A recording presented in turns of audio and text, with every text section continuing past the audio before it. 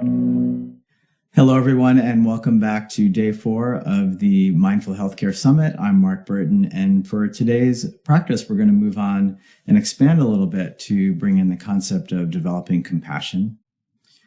So to start, what I'd like you to do is take a moment to imagine yourself making a mistake in public. Could be anything, maybe falling down on the way to the front of an auditorium full of people. And imagine for a moment, what is the first thought you have? Typically, it's something very harsh. It's along the lines of like, I'll blew it. I'll never get things right. This is a disaster. But now pause for a moment and think what you would do if you were in the front row and a friend of yours did exactly the same thing. What would you say? You'd say something along the lines of, don't worry, it'll be fine. It'll all work out. So that inner critic, that inner heckler is a voice most of us recognize. It's a mental habit most of us have grown up with.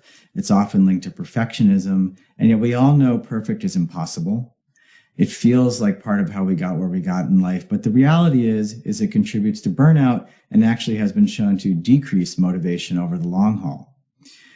So what research has begun to show is that when we shift this inner perspective and start treating ourselves really no better or worse than we would a good friend, it tends to improve how we feel, it strengthens our resilience, and over time, it actually may improve our motivation and capacity for change.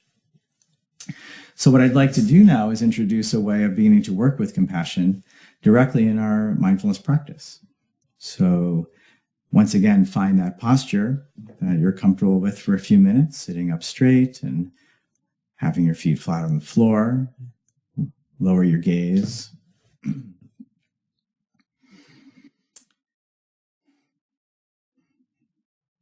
And as we start, once again, gathering your attention and using your breath as an anchor. Just noticing that physical sense of breathing in and breathing out in a balanced way, not aiming to make anything happen, not trying to force anything.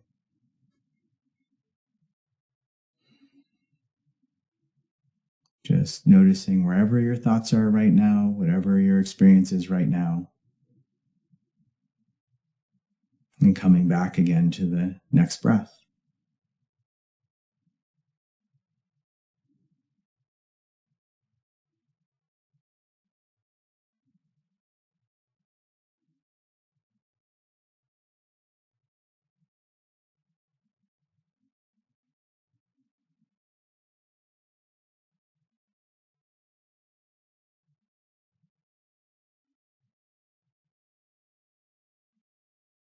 And now, if you like, I'd like you to expand your awareness a bit.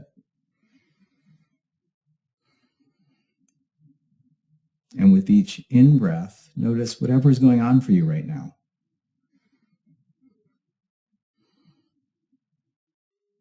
This is my reality right now, whether parts of it feel pleasant or unpleasant or otherwise.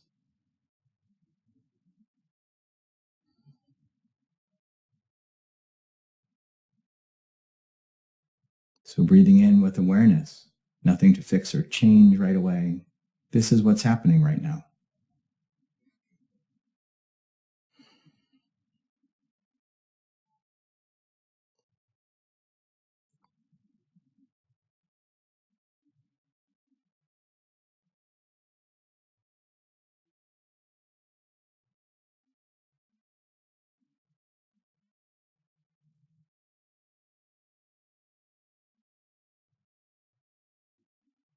And then with each out-breath, focus on what you'd most wish for yourself right now, like you would for a friend.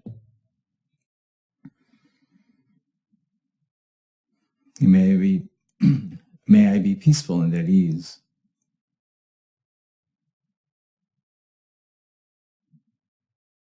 May I feel strong and find my sense of humor.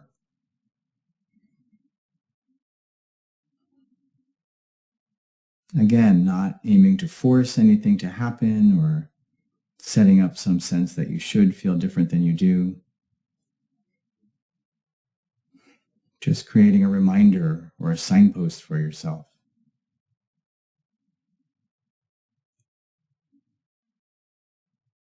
In the midst of this challenge, may I find my strength.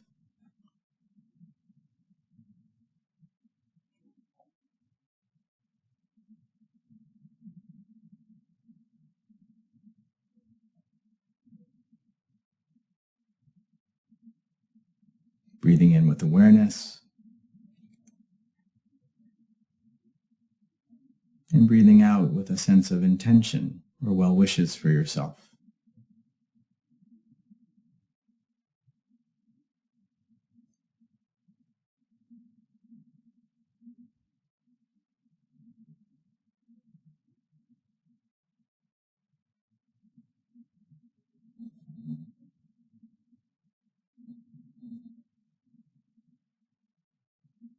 Life can obviously be challenging. We're often in situations we can't fix or change right away, if at all. In any moment, we can use this type of practice to build our own resilience in ways that allow us to be more skillful and settle handling any situation.